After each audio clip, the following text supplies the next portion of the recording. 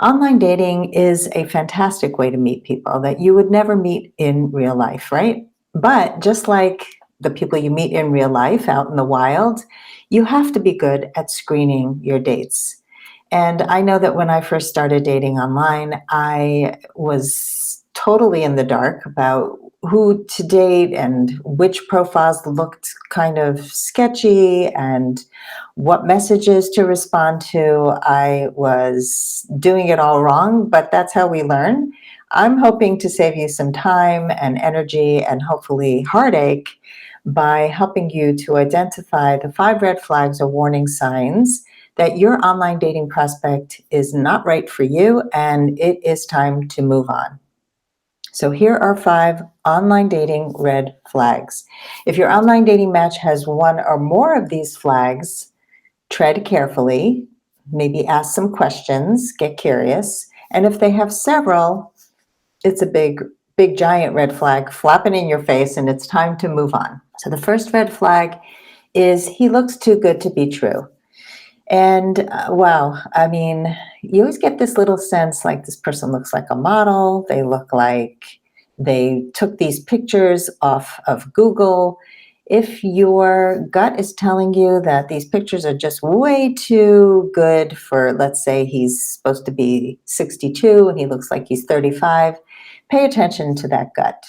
I remember many years ago, there was this super good looking guy that I connected with on, I think it was JDate, and something told me something was off, but again, I was new at online dating. I had no idea what I was doing. And I tried to Google him, take the name that he had shared with me, and nothing came up. There was somebody with his name. And what he had done, it turned out, was to steal this man's identity. It wasn't him. And it started to become evident when he called me at midnight one night, just some weird things when he was supposed to be some altogether businessman. So pay attention to your gut if it looks too good to be true. Number 2, they try to create sympathy with you. This is true of a lot of people who aren't really real, or they're going to eventually start to ask for money or something. And if they see that you're a highly empathetic person and you have a kind heart and they start to engage with you and they see that, they're going to get more and more into trying to mirror you so that you fall for them. So people who try to create sympathy right away by sharing these sad stories about the car crash that their wife died in and their children, or they have a child who needs surgery and they're going to need money from you, all these things are big red flags and it's time to move on. Number 3 is somebody who is demanding or hostile in any way. And sometimes you even see that in the profile. You don't need to be messaging somebody to see that. And so demanding or hostile, nope. Number 4, somebody who's excessively negative. Excessive negativity is just a sign of victim mentality, and somebody who's bitter and angry at their ex, no, thank you.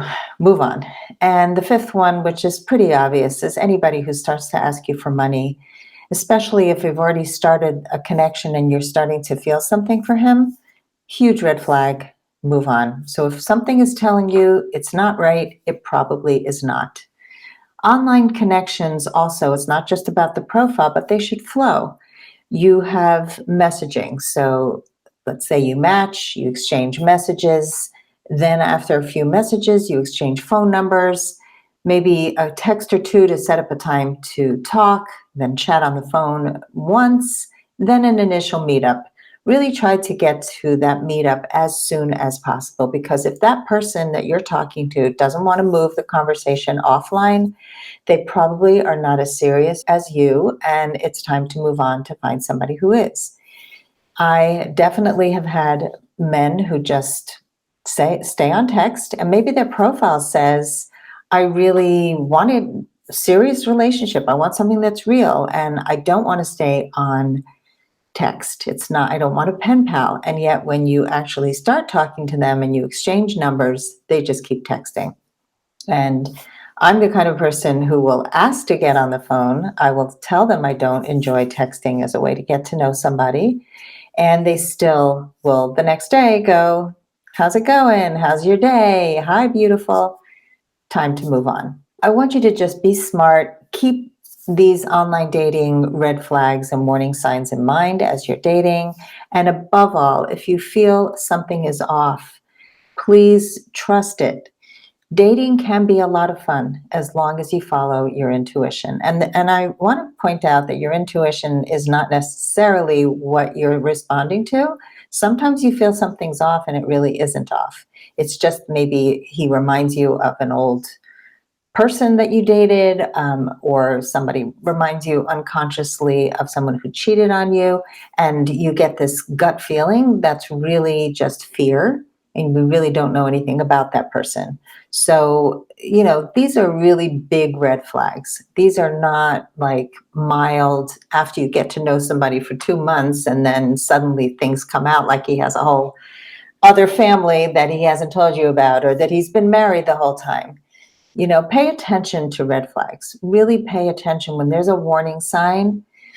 Really ask questions. Get clear with what's going on if it's not as obvious.